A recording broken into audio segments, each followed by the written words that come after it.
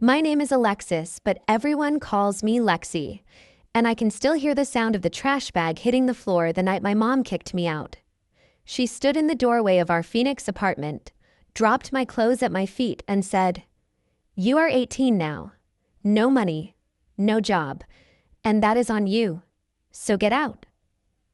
I thought she was bluffing, like all the other times she threatened to throw my stuff on the curb if I did not act more like an adult. Instead, she shoved my backpack into my hands, opened the front door, and pushed me into the hallway, then locked it behind me without even looking back. In seconds, I went from having a bedroom to standing outside with a trash bag, a dying phone, and $20 in my wallet. My mom had really kicked me out at 18 with no money and no job. I stared at the door and imagined myself pounding on it, begging her to change her mind, promising I would find work and stay out of her way. Then I pictured the little satisfied smile she would have if I did that, like she had finally proved I was weak, and my pride burned hotter than my fear. So I picked up the bag and walked down the stairs, choosing to leave before I started crying in the hallway where everyone could hear. That night, I sat at a bus stop a few blocks away, hugging my backpack while cars rushed by like I was invisible. My phone screen glowing in my hand with her name one tap away. Calling her could have turned everything back into the same miserable routine, me apologizing and her pretending this was tough love instead of cruelty. I turned the phone off instead and whispered, "If you want me to survive alone, fine, I will." 3 years later, that same phone would not stop buzzing with messages from her, all starting with, "I am sorry." If you want to know how I went from that bus stop to watching my mom beg me to answer, "Stay with me until the end." The first night, I didn't sleep much at that bus stop. Every time a car slowed down, my heart jumped into my throat. By sunrise, my back ached from the hard plastic bench, and my throat felt dry from swallowing tears I refused to let out. I walked to a 24-hour convenience store nearby and washed my face in the tiny bathroom sink, trying not to look like a girl who had just been kicked out by her own mom. I spent $5 of my $20 on a cheap breakfast sandwich and the smallest coffee they sold, staring at the receipt like it had personally insulted me. 1/4 of my money was gone, and I had no plan. For the first few hours, I just walked, dragging my trash bag from strip mall to strip mall, pushing open cafe doors and asking, "Are you hiring?" The answers were almost always the same. "Not right now. Leave a resume online. Come back when we are less busy." I had never felt more invisible in my own city.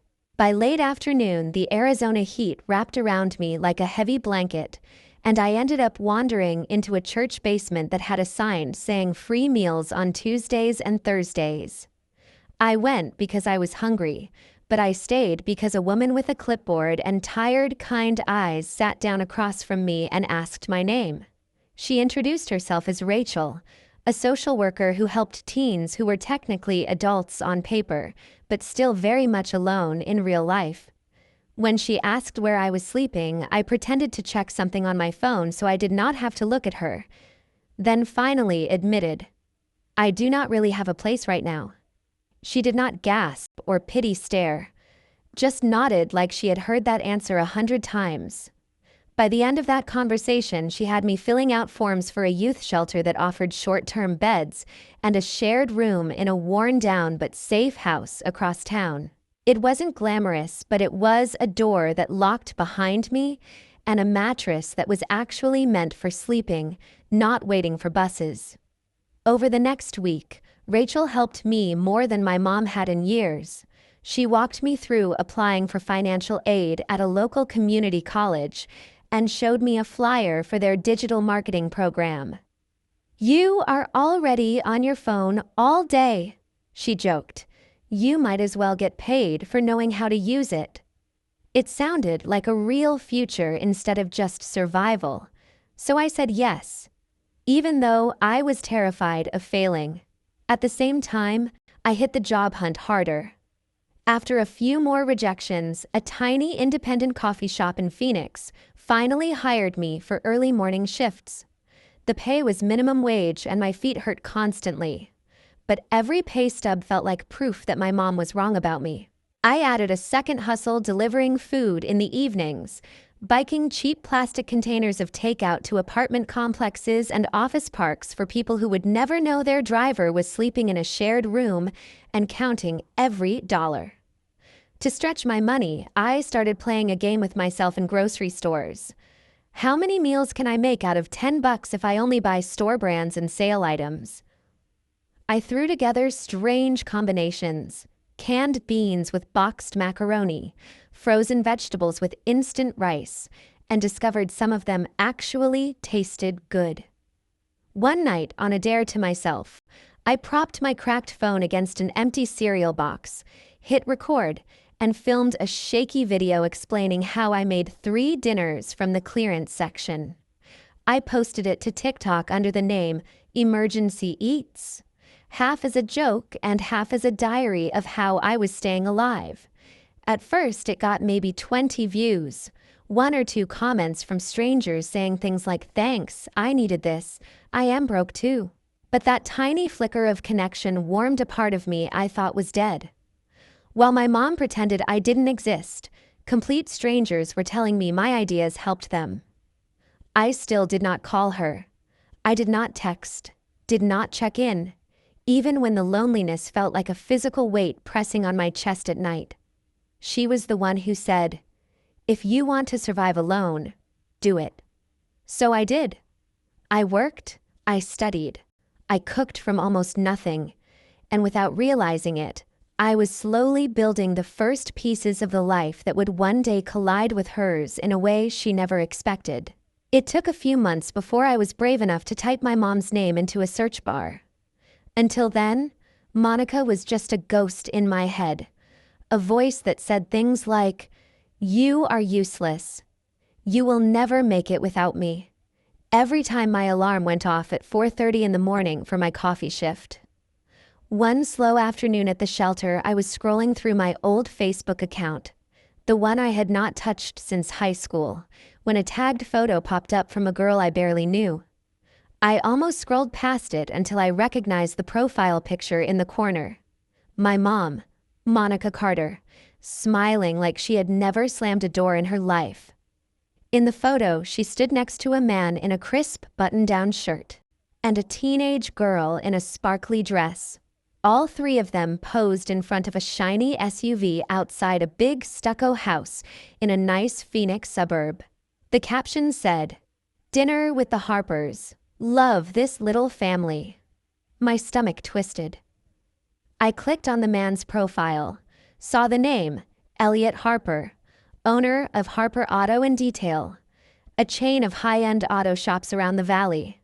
His timeline was full of pictures of custom cars, charity events, and one recent post of him and my mom at a fundraiser, her wearing a dress I knew there was no way she bought on a hotel assistant manager's salary. The teenage girl was tagged too. Her name was Kayla Harper, 17, all winged eyeliner and designer sneakers, posting haul videos from luxury malls like it was nothing. What hit me hardest was my mom's caption under one of Kayla's photos. She had written, "So proud of my girl. She turned my life around after a really hard season." There was no sign that I had ever existed. No old photos, no mention of a daughter who had supposedly decided to run off and travel the world. It was like she had deleted me and replaced me with an upgraded model. Curiosity started buzzing louder than the hurt, so I went deeper. On one of Monica's posts, an old neighbor commented, "How is Alexis doing? I have not seen her in forever." My mom replied, "Oh, she left home to travel and figure herself out. She does not really keep in touch." I sat there in the shelter common room, phone in my hand, staring at those words over and over. In her version of the story, she did not kick me out with a trash bag. I just drifted away, like some free spirit who chose not to call. That lie stung almost more than that night itself. It meant she wanted people to think she was a good mother who had done everything right, and I was the irresponsible one. The more I stared at the screen, the more something ugly and sharp started bubbling up in my chest. I remembered all the weekends in high school when I skipped hanging out with friends to work extra shifts at the grocery store and the diner, stuffing cash into an envelope in the back of my closet labeled college. That envelope had been my lifeline, the one thing that made the future feel less impossible. The night my mom threw me out, there had been no time to grab it. I had never let myself think about it, because the answer was obvious and it made me sick. Now, with my heart already broken open, I dug into my old bank account instead, the one I had used to deposit paychecks when the envelope felt too full to keep in the apartment. The account had been dormant since I left. I pulled up the history and scrolled back to the week of my 18th birthday. There it was, in cold digital numbers. A withdrawal that emptied almost everything I had. Done in person at a branch near our old apartment. The same day my mom told me, "You are 18 now. I am done." I remembered her insisting she needed my debit card to check something a few days before, brushing off my questions with, "Do you not trust your own mother?" I had trusted her enough to hand it over. She used my savings to step into this shiny new life with the Harpers, then told the world I had wandered off by choice. I felt my hands shaking while I scrolled through picture after picture of dinners, vacations, new clothes. My ramen and clearance vegetables suddenly tasted different in my memory, like they were seasoned with someone else's stolen cash. For a second I wanted to smash my phone and never think about any of it again, pretend I did not know. But another part of me, the part that had figured out how to turn $10 into 3 days of meals, knew knowledge was power. Seeing how far she was willing to go to erase me did not just hurt. It clarified something. My mom had not just made a mistake in anger. She had made a choice. She chose a nicer house, a richer man, and a picture-perfect stepdaughter over telling the truth about what she had done to her own kid. I locked my screen, pressed the phone against my chest, and realized this was not just a sad story about being kicked out. It was the beginning of something else. Something that would eventually bring her perfect little world crashing down without me ever touching a single brick. Finding out what my mom had done did not make me feel powerful at first. It made me feel hollow.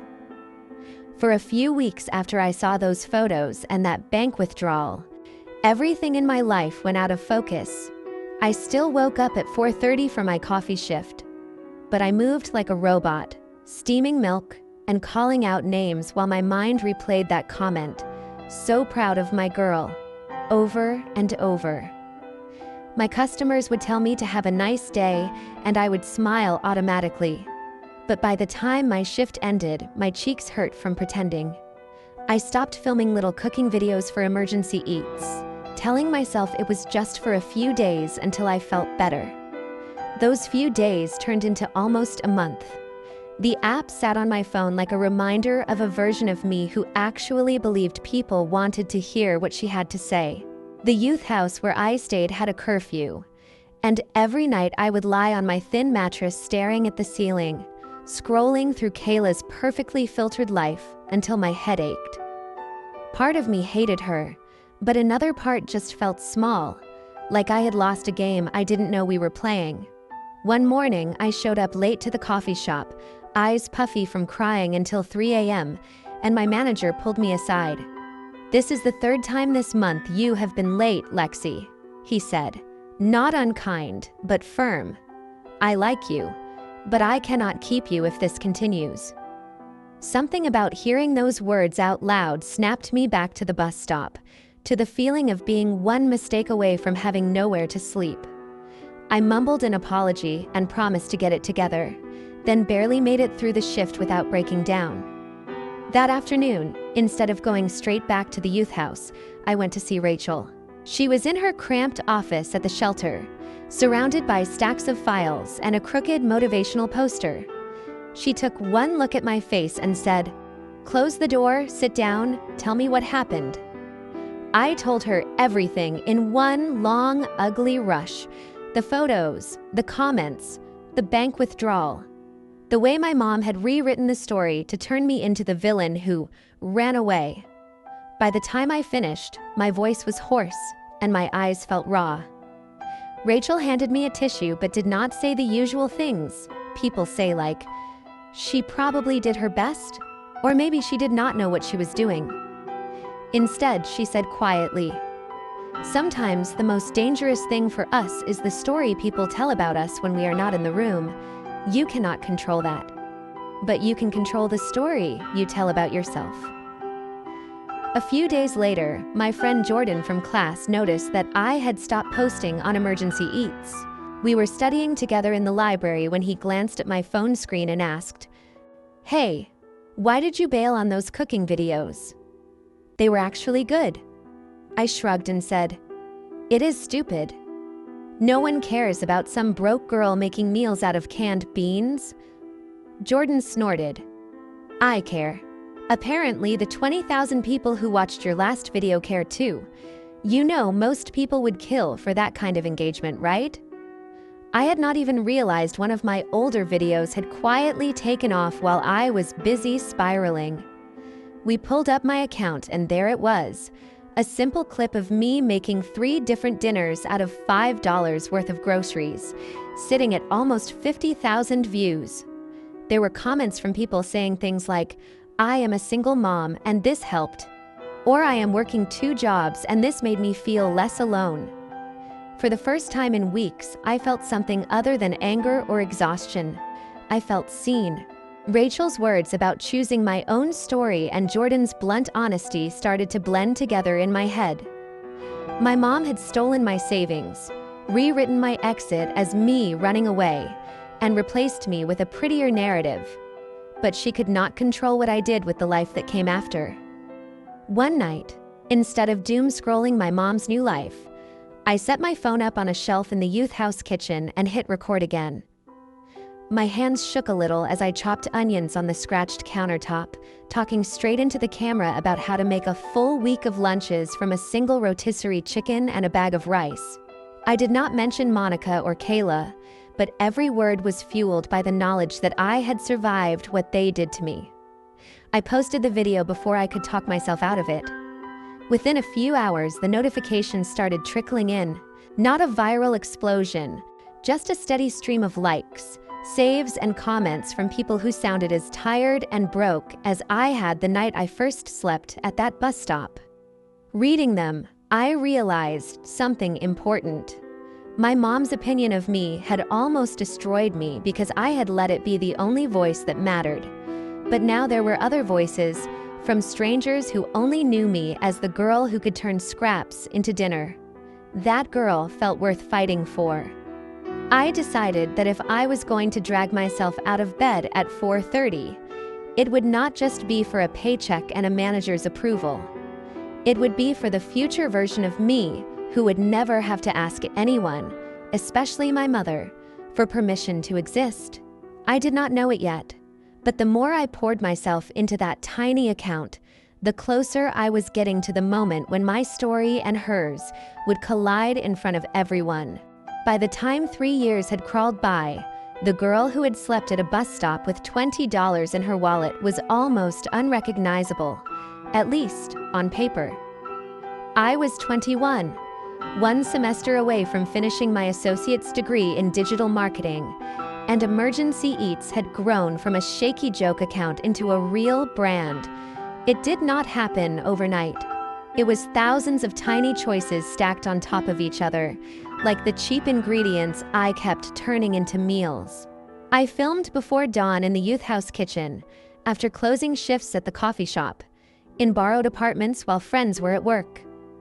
I experimented with lighting made from desk lamps and aluminum foil, filmed with my phone balanced on towers of cereal boxes and cookbooks.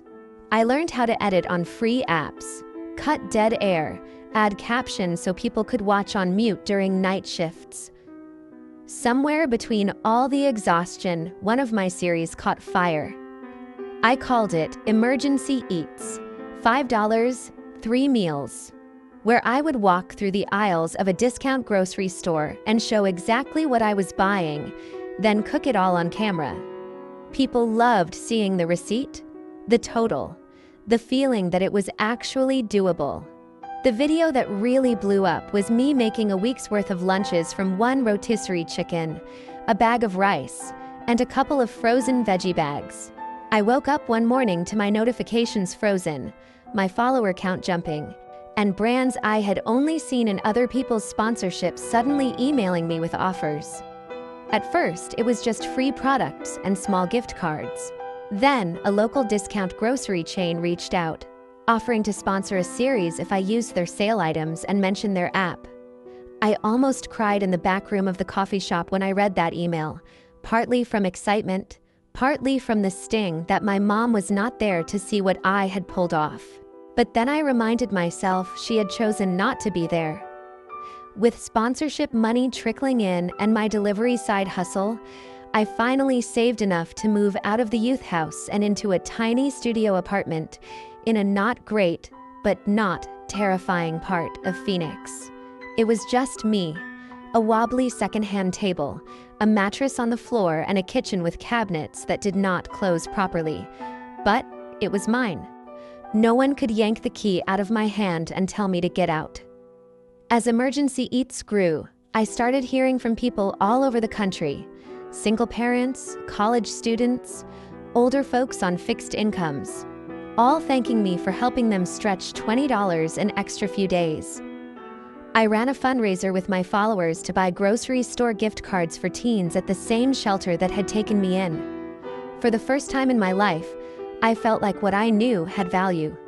And yet, whenever I had a quiet night alone after filming, my thumb would drift to the search bar and type in my mom's name. Monica was still living her carefully curated life with Elliot Harper. Their photos looked like ads for a life insurance commercial. Matching outfits at charity galas, vacations to Sedona, smiling selfies at car shows where Elliot unveiled some new shiny project.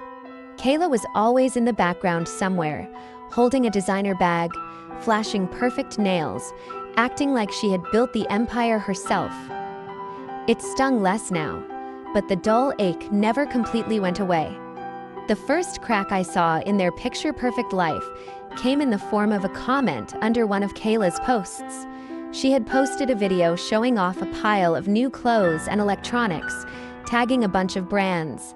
Buried under the "You are goals" and "I wish I had your life" comments, someone had written, "Funny you still haven't paid me back for that tablet you bought with my card." At first I thought it was just a troll, but then I noticed more comments popping up on different posts. People mentioning chargebacks, orders that never showed up, credit card disputes connected to a Kayla H. At the same time, local Phoenix community groups started sharing stories about a teenage girl who would buy things under other people's names, then deny it when the bank called. No one said her full name publicly, but the details matched too closely to be random. I did not reach out to any of them. I did not encourage anyone to attack her. I just started paying attention. I screenshotted comments before they got deleted, saved links to posts where people talked about being scammed, copied down dates and little details. Not because I wanted to play internet detective, but because for the first time I could see the pattern clearly. While I had been learning how to stretch every dollar, they had been learning how to squeeze every loophole. Every time I scrolled through Monica's profile, it struck me how desperately she tried to sell the story that she was a savior mom who had rescued a lost teen and built a perfect family. There was still no trace of me anywhere, no photos of the daughter she had literally shoved out her front door. I felt anger, sure, but there was something else too. A strange kind of distance. 3 years earlier, that erasure would have shattered me. Now, with my own tiny empire built on rice, beans, and honesty, it just made her look small. One afternoon, after filming a sponsored video about making crisis meals with pantry staples, I sat down at my crooked table, opened my laptop, and stared at the Emergency Eats homepage. My audience knew the tips and tricks, the recipes and hacks. What they did not know was why I had started in the first place.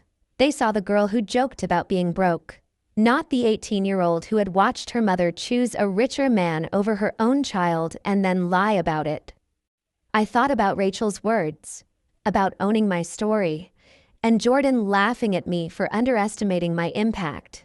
My mom had been telling her version of the story for 3 years, the one where I was a selfish kid who walked away. Thanks to that, she had landed herself in a life surrounded by expensive things and a stepdaughter who treated fraud like a hobby. The irony was that I did not have to invent anything to make her look bad. All I had to do was finally tell the truth, on the one platform I knew she could not control. The idea sat in my chest like a warm coal for days. I went back and forth, weighing the morality of it. I didn't want anyone harassing her, and I did not want to become the kind of person who used their platform to destroy lives just because they could. But this wasn't some petty grudge. This was about a pattern of lying, stealing, and rewriting reality at the expense of anyone who got in her way, including her own kid. One night, while editing a new recipe video, I opened a fresh project and titled it, "My Mom Kicked Me Out at 18 with No Money and No Job." I stared at the words for a long time before closing my eyes and hitting save. I wasn't ready to record it yet, but for the first time, I knew exactly how I wanted this story to end, and it did not involve me staying quiet while she pretended none of it had ever happened. I did not hit record on that story video for weeks. The file just sat there on my laptop, the title staring back at me every time I opened my editing software. My mom kicked me out at 18 with no money and no job. It looked dramatic even to me, and I had lived it. I kept telling myself I was too busy, that I should focus on recipes and brand deals. But deep down, I knew I was stalling because once I put that story out there was no taking it back. One night, after finishing a batch of recipe clips, I found myself alone in my tiny studio, the only light coming from the ring light I used for filming. The desert heat was still clinging to the walls even though the sun had been down for hours. I could hear my upstairs neighbor's TV and the faint hum of traffic. It felt like the kind of night when people make choices they cannot undo. I set up my phone on the tripod, sat at my wobbly table, and for once, there were no bags of rice or cans of beans in front of me. Just me, a glass of water, and the truth. I took a deep breath, hit record, and started talking. I did not script it word for word, but I knew the beats. I told them my name, my age, the city I lived in.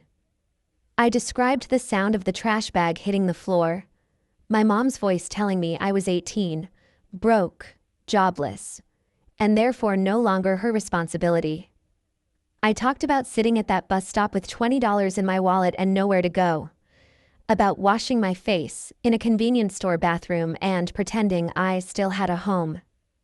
I told them about Rachel and the shelter, the early morning coffee shifts, the delivery runs that left my legs shaking. Then I told them about emergency eats and how the channel started because I needed to prove to myself that I could make something useful out of almost nothing. I almost stopped there, but Rachel's words echoed in my head. You can control the story you tell about yourself. So I told the rest. I told them how I had looked my mom up online and found her new life. How she had replaced me with a richer man and a ready-made stepdaughter, and told people I had just decided to leave and not look back. How the money I had saved for college had quietly vanished right before my birthday, drawn out of my account and never spoken of again. I did not say her last name. I did not mention the city she lived in now or show any pictures. I blurred every screenshot I used and changed small details that were not important to the truth. I said the only thing that mattered was the pattern, parents who choose to rewrite the story instead of owning what they have done. Before I finished, I leaned closer to the camera and made something very clear. I said, "Listen, if any of this sounds familiar to you, do not go digging or trying to guess who my mom is. Do not send hate to anyone you think might be involved. That is not what this is about. This is about people who have been told they are disposable realizing they are not. If you want to do something, tell your own story instead of attacking mine. When I played the recording back, my voice shook in places, but I sounded calmer than I felt. I edited the video down to about 12 minutes, added subtitles, and uploaded it with the title, "My Mom Kicked Me Out at 18 with No Money and No Job." Here's what happened next. My finger hovered over the post button for a long time. Then I pressed it, locked my phone, and forced myself to go wash dishes before I could watch the numbers. For a few hours, nothing seemed different. I answered some emails, prepped ingredients for the next recipe video, tried not to think about whether my mom would ever see this. Then, sometime after midnight, my phone buzzed so hard it almost slid off the counter. When I picked it up, my notifications were a blur. Comments poured in so fast I could not keep up. People telling me their own versions of that story. Parents apologizing on behalf of moms like mine. Kids saying, "This happened to me too," with different details but the same hollow ache. Most of them did exactly what I had asked. They focused on their own survival, their own healing. But the internet is full of people who love puzzles. It did not take long before a few comments started to ask careful questions. "Wait, did you grow up near this part of Phoenix?" Someone else said, "I think I know this hotel chain you are talking about." And then, buried under hundreds of replies, a comment I could not ignore. It said, "If this is who I think it is, your mom has been telling everyone for years that you ran away and refused to talk to her. I used to work with her. We all thought you were some wild child who abandoned her. If this is you, I am sorry for believing that." I did not respond, but my hand shook as I scrolled. I never asked anyone to go to my mom's page. I never once mentioned her by name. But people talk, and Phoenix is not as big as it looks. Former co-workers, neighbors, people who recognized her from photos started connecting dots on their own inside conversations I was not a part of. Then the stories about Kayla started surfacing for real. A woman commented that a teen who looked a lot like my description had bought electronics using her card info when she trusted her to help with an online purchase. Someone else mentioned repeated chargebacks tied to the same last name at Elliot's auto business. They did not say her full name, but they said enough. I did not pin those comments. I did not like them. I did not need to. They took on a life of their own. A few days later, an email popped into my business inbox from a name that made my chest clench. Elliot Harper. He introduced himself politely, said he had seen my video after someone sent it to him, and that parts of my story felt disturbingly familiar. Then he asked one question. "Was your mother's first name Monica?" I stared at that sentence for a long time. I could have ignored it. I could have lied. Instead, I typed, "Yes," and hit send, then closed my laptop before I could overthink it. I do not know exactly what happened in the Harper house after that. I was not there when Elliot confronted my mom, when he compared the timeline in my video to the one she had fed him. I was not there when he pulled bank statements, when he called the bank back about those strange credit card disputes tied to Kayla's shopping sprees. All I know is that about a week after I answered his email, my phone started buzzing in a different way. The first message came through while I was filming a new recipe. It was from a number I had deleted but still recognized by heart. "I am sorry." The next one, "Please answer. I need to explain." Then, "They are saying horrible things about me, about us. Please help me fix this." Over the next few hours, the texts kept coming. She told me Elliot had thrown her out of his house after finding out the truth, that Kayla was under investigation for credit card fraud, and that the police had asked questions about what Monica knew and when she knew it. She said she might lose her job at the hotel because her name was being whispered around in connection with the investigation. She said she was scared, alone, and that I was the only one who could save her reputation by telling people it was all a misunderstanding. At one point she wrote, "I should not have kicked you out. I was stressed and stupid. Please, I am begging you, just talk to me." For a moment, all the old instincts flared up. The part of me that had trained itself since childhood to fix things, to smooth over her messes, to be the reasonable one. I pictured her sitting in some half-empty apartment, phone in hand, staring at the door the way I had at 18. I could have picked up. I could have rewritten the ending, made it softer for her. Instead, I thought about that bus stop, the nights in the youth shelter, the comments under my video from people who had never gotten closure. I thought about how she had told an entire world I had walked away, when she was the one who shut the door. I looked at her last message, "Please save me," and realized she still did not see me as a person, just as a tool. A public relations strategy. A shield. My phone kept buzzing in my hand. I opened our message thread one last time. Read it from the beginning. From the first "I am sorry" to the last. "Please, I need you." Then I went to my settings, turned off notifications from her number, and set the phone face down on the table. The sound cut off mid-buzz. The silence that followed was not empty. It was heavy, solid, like finally closing a door from my side for once. For the first time in my life, my mom needed something from me and I chose to say nothing. And somehow, that quiet felt louder than every scream I had swallowed the night she kicked me out. In the weeks after I turned my phone face down on that table, the noise around my story slowly shifted from chaos to something quieter, heavier, more permanent. The video kept climbing, but the comments section settled into a mix of recipes people were trying and stories they felt brave enough to share because I had shared mine. I never made a follow-up exposing anyone, never dropped names or receipts beyond what I had already said. I did not have to.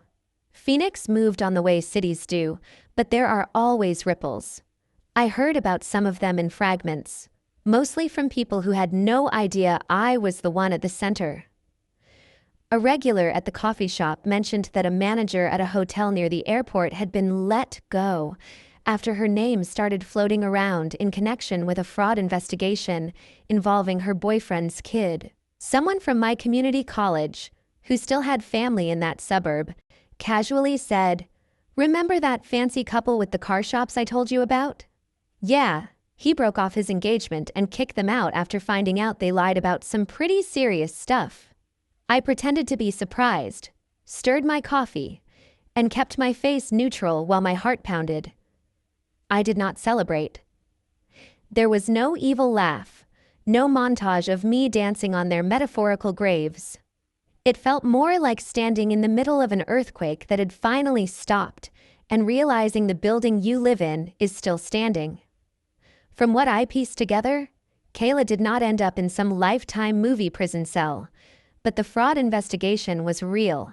She wound up with probation, a record that would follow her when she tried to apply for certain jobs, and mandatory classes about financial responsibility and online safety. Monica did not go to jail either, but the fallout from lying and trying to cover things up was enough. Elliot broke up with her. The hotel did not want someone whose name came up in police reports welcoming guests at the front desk. Without his money or that job, she had to move into a much smaller apartment in a part of town that looked a lot more like the one we used to live in than the spotless suburb she had flaunted online. The friends who had believed her, "My daughter ran away" story, went very quiet. I saw all of this in glimpses, like looking into a house through cracks in the blinds. Sometimes people would send me links or screenshots, assuming I would be thrilled. The truth is, I mostly felt tired. Not regretful, not exactly satisfied either. Just done. While their world tilted, mine kept moving forward. Emergency eats kept growing. I finished my degree. Instead of just teaching people how to stretch $10 at the store, I started adding videos about building emergency savings, about knowing your rights if you get kicked out or cut off, about where to find local shelters and food banks without feeling like you have failed. I partnered with the shelter Rachel worked at to create a small grant fund. A chunk of my sponsorship money goes into buying grocery gift cards and basic kitchen starter kits for teens aging out of foster care or leaving unsafe homes. Sometimes we do live Zoom classes where I teach them how to cook with whatever they can afford that week. Those are the days I wish I could go back to 18-year-old me at that bus stop and tell her, "One day you will feed people who are exactly where you are sitting right now." Rachel still checks in on me like some unofficial aunt. Jordan loves reminding me that he called my videos valuable before any brand did. There are nights I still think about my mom, not the Instagram version with the polished smile, but the woman who chain smoked outside our apartment when the rent was due and snapped at me because she had no one else to take it out on. I picture her in that smaller place, scrolling through her phone, seeing my face pop up on someone's For You page and realizing that ignoring me did not erase me. I have not blocked her number. I just do not answer. It is not about punishing her anymore. It is about protecting the life I fought for. Maybe one day I will be ready to hear her voice again. Maybe not. Either way, the apology I needed most did not come from her. It came from myself.